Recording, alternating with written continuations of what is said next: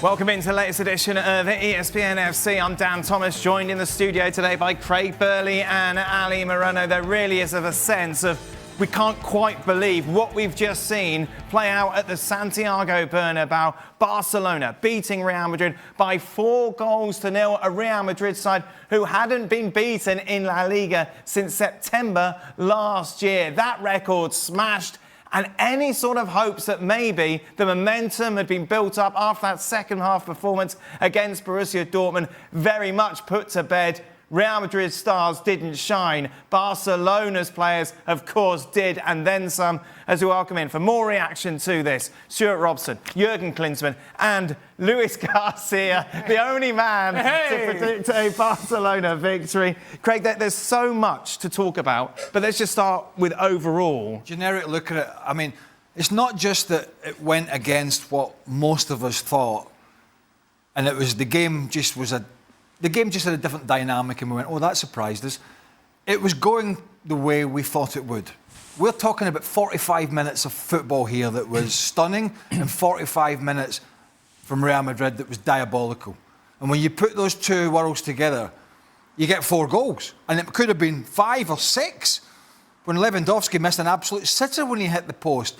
And I've yet to see a side as experienced and as elite as Real Madrid capitulate like that in the second half. It's another one like the Bayern Munich game in midweek that's kind of weird and strange to analyse, because there was so many opportunities with the way Barcelona defended in the first half, but Real Madrid, like Bayern Munich, did not take it.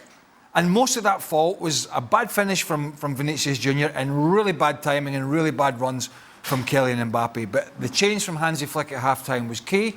Experience and ball retention from Frankie de Jong. They got their goal. They forced Real Madrid to push and make changes, and that game just opened up. And then welcome in Lamine Yamal and Rafinha, and they just swallowed up that space that was in behind them. It was a performance and a result that I don't think anybody, if they're being honest, said Barca are going to win this game comfortably by 3 or 4-0. It's not even a debate. Nobody was saying that. It was just a stunning second half performance. And I have to say, not from a Real Madrid point of view, but from a neutral point of view, that was an open Clasico, was it not? Yeah, it was a classic Clasico, one that Real Madrid fans will want to forget very quickly, one that Barcelona fans will be more than happy to remind them about for years.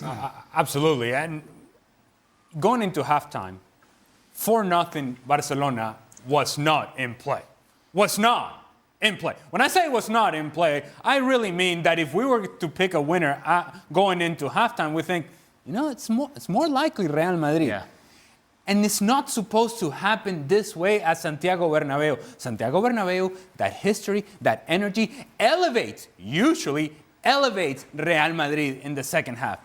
Instead, Santiago Bernabeu and the pressure of Santiago Bernabeu swallowed Real Madrid and the Real Madrid players. And we saw guys who we think are at an elite level today not quite there. The very experienced players of Real Madrid today disappeared. And the young guys from Barcelona, who we question, are they going to be able to handle this moment? Man, they elevated their game to a completely different level. And it's Marc Casadop who's playing through balls. And of course, Robert Lewandowski is scoring goals. And Rafinha is running in behind. And of course, Lamine Yamal is creating problems. But beyond that, what you have to be encouraged if you're a Barcelona fan is this is not even the best version of your group just yet. Because one would assume that when Gavi comes back, they get even better, and they have more bite in the midfield, and they have more strength in the midfield. And Frankie de Jong is just coming back from injury, and Dani Olmo has been injured. And so now you put all these pieces together and you say, add the talent, the young talent, with the structure, with the manager, with the experience, with the goals, they look like a really good team that just took a completely different step to a next level that I don't know that we thought they were capable of at the beginning. In fact, I never thought that I would see Barcelona playing at this level so early in the Hansi Flick era, and they have taken it to that level. Real Madrid on the other side, completely the opposite direction. But Jurgen, we saw Real Madrid let them get to that level. It could have been 3 or 4-0 at half-time. Kylian Mbappe Such a signature signing in the summer, such a soap opera to get him, but many thought, wow, this is going to elevate Real Madrid, who, let's not forget, won the Champions League and La Liga, to another level. Yet today, when it came to turning up in a big boy game, he was making schoolboy errors. Yeah, I think this today was really the beauty of a huge game like a Clasico, like a derby like that. You know, it's those games that really kind of show the real character of players. It shows how fascinating things can change within a couple of minutes. I think, you know, Real Madrid did well the first 25, 30 minutes. They had their chances. Obviously, Mbappe too often in offside.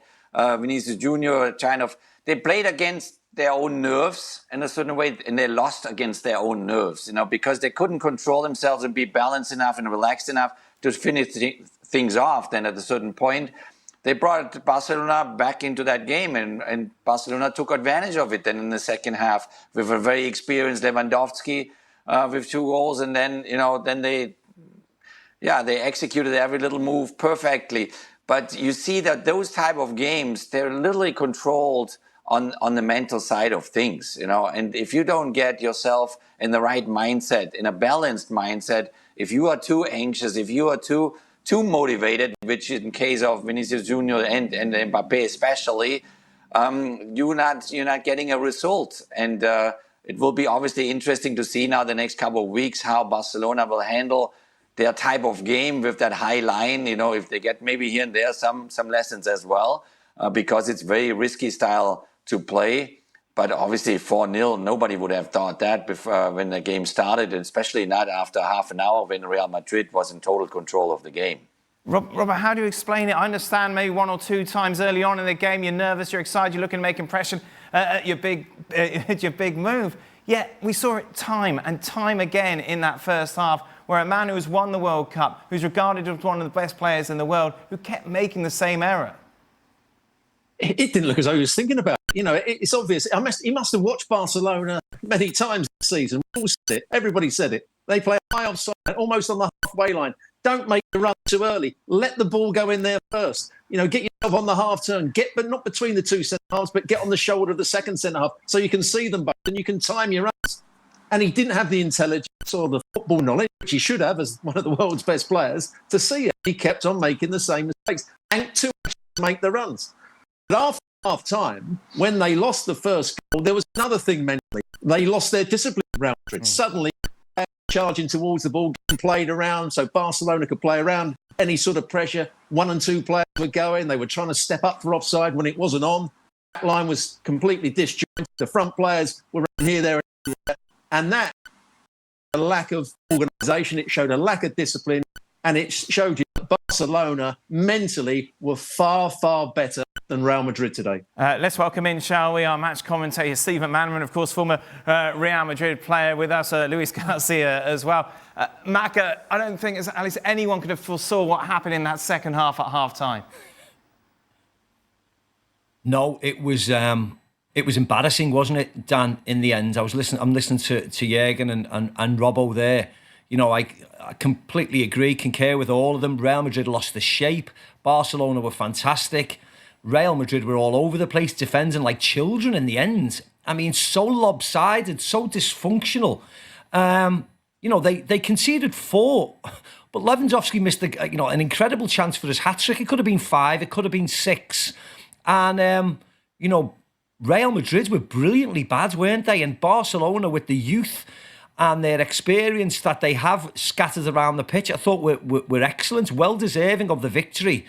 And, I mean, it'll be a huge post-mortem tomorrow, won't it? Kylian Mbappe looked as if he couldn't play in the end. He was just bereft of all kinds of confidence. And it'll be interesting to see what happens because, you know, Madrid were all over the place. It was very, very, very strange performance, that second half performance today.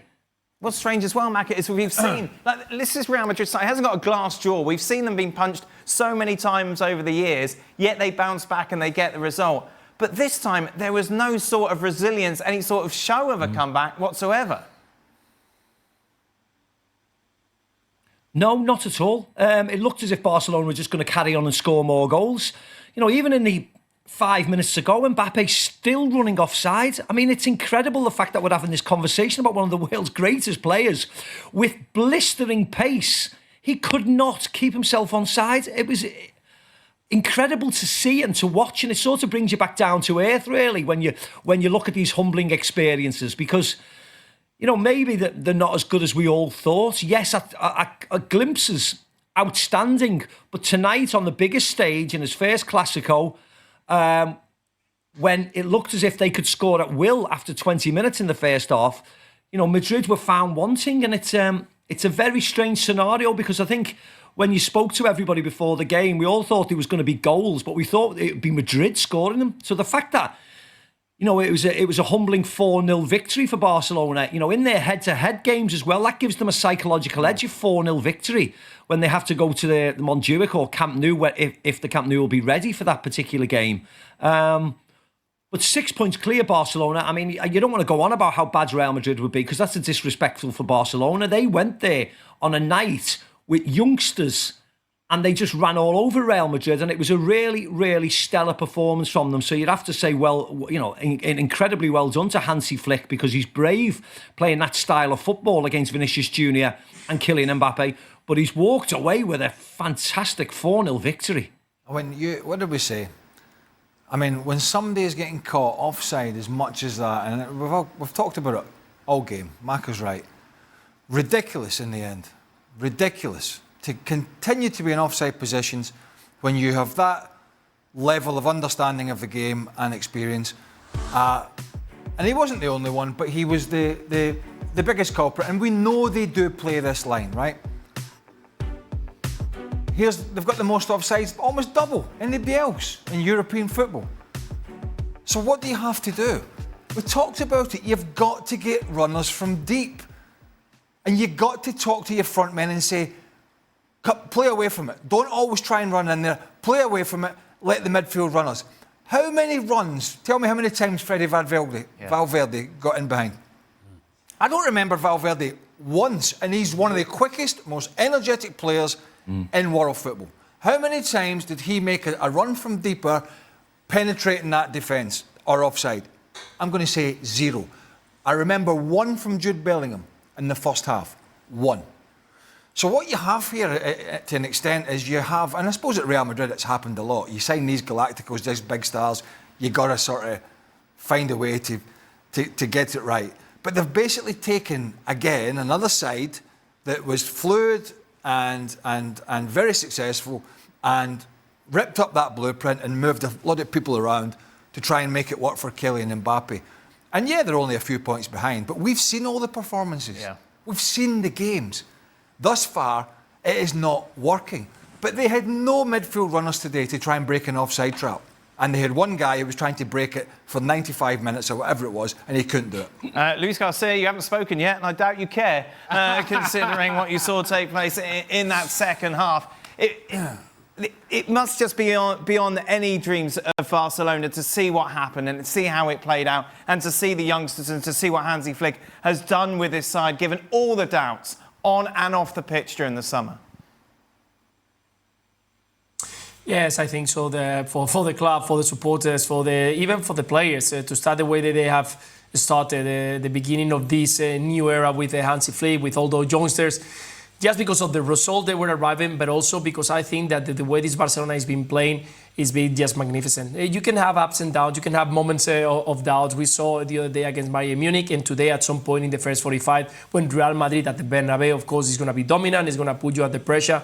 But the way that the kids handled the situation, it was outstanding.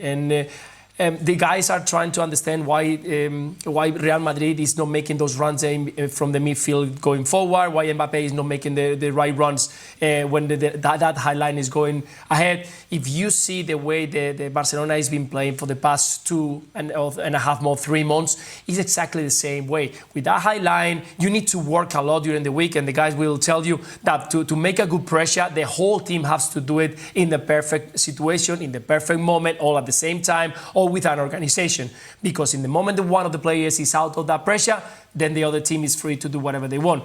This Real Madrid is trying to manage and trying to find their shape still yet, Because we saw this Real Madrid starting with a 4-4-2, then changing it to a 4-3-3, then changing the other day against Celta Vigo with the three centre backs. Today we've seen Jude Bellingham on the right, then Camavinga on the left as a wingers.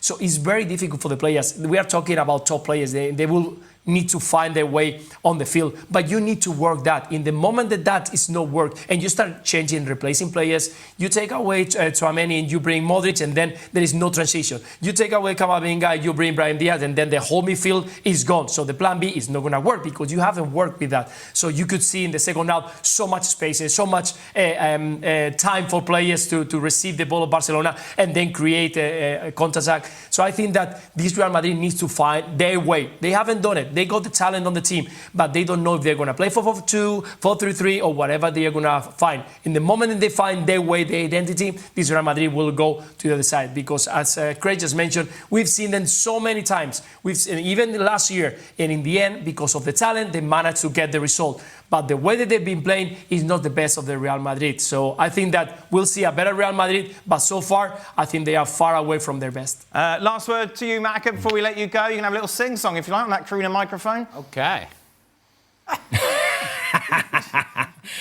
Well, I think that, the worrying part, Dan, is it doesn't seem to be, the forwards will take care of themselves, but defensively now, they look all over the place. Danny Carvajal is not coming back this year, is he? I don't know how bad Thibaut Courtois is. Hopefully he'll be back soon. But they're letting in goals. They let in 2 against Dortmund. It could have been more. They lost to Lille. They've been hammered tonight and could have conceded more.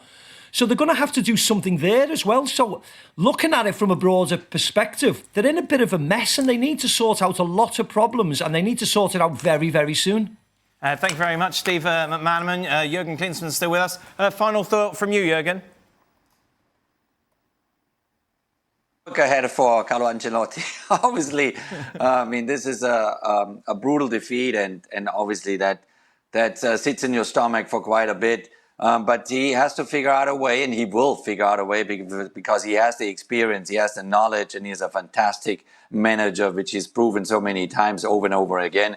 He has to find a new balance in that team after Toni Kroos obviously is not there anymore. Steve mentioned the players injured still. There was a complete lack of leadership. There was no boss on the field that after maybe the second goal that they considered that kind of grouped the players together and say, this is now how we're going to do it. Obviously, Mbappé, this whole process will take time. And he was pretty much playing against himself today because of this. Yeah, he was simply overmotivated, in my opinion. So they need to grow together there. Vinicius Junior, Mbappé, Bellingham. You can discuss now, obviously, the position that he played today that was not working out at all. He could have made a big difference, in my opinion, if he played behind the strikers in the number 10 role. But there's a lot of work ahead of Carlo, but that's what he's doing day in, day out, and he will figure out a way to get them together and to build step by step this Real Madrid to where it belongs. And then I'm sure by the end of the season, they will be close again to a title or two. But it's been a spanking today.